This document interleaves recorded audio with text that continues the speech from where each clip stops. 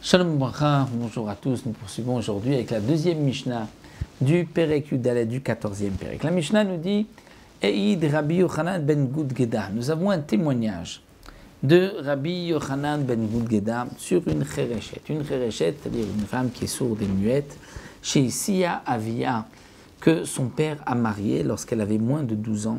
Le père a reçu des kiddushin pour sa fille. Et donc là, c'est le seul cas où une Chereshet, une femme qui est sourde et muette, peut avoir un mariage minatora. Si c'est elle, lorsqu'elle avait plus de 12 ans, qui avait reçu ses kiddushin, étant donné qu'elle est sourde et muette, elle n'a pas de da'at, de conscience, donc le mariage n'est pas minatora. Mais là, comme c'est son père qui a reçu les kiddushin pour elle avant l'âge de 12 ans, donc le mariage est un mariage minatora. Qu'est-ce que vient nous dire Rabbi Yochanan ben Gudgeda?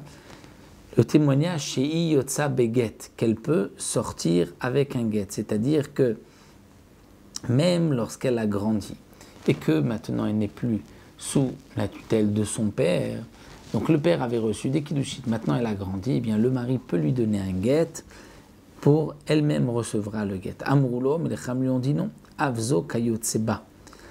Ils lui ont dit pas seulement ce cas-là de la Chereshet, mais Avzo, même celle que nous avons vue plus haut, c'est-à-dire d'une femme qui était normale et qui est devenue sourde et muette, le din sera le même, qu'elle peut recevoir un get, puisque comme nous l'avons vu,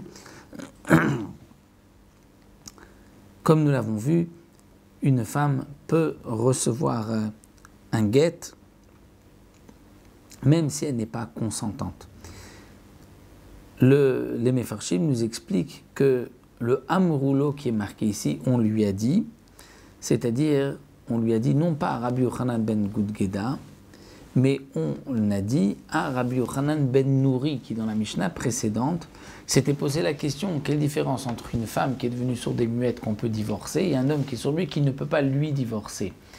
Donc on voit de Rabbi Yochanan ben Nouri que pour lui, une femme qui est devenue sourde et muette ne peut pas être divorcée.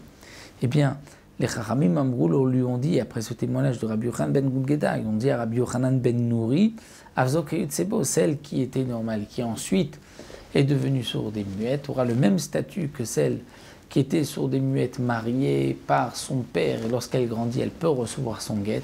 Pourquoi? Parce que comme nous l'avons vu, pour le guet, le divorce, on n'a pas besoin du consentement de la femme, et donc c'est pour cela qu'elle pourra avoir un guet, bien qu'elle n'a pas de da'at. Voici donc pour cette petite Mishnah, la Mishnah Bet, nous avons terminé.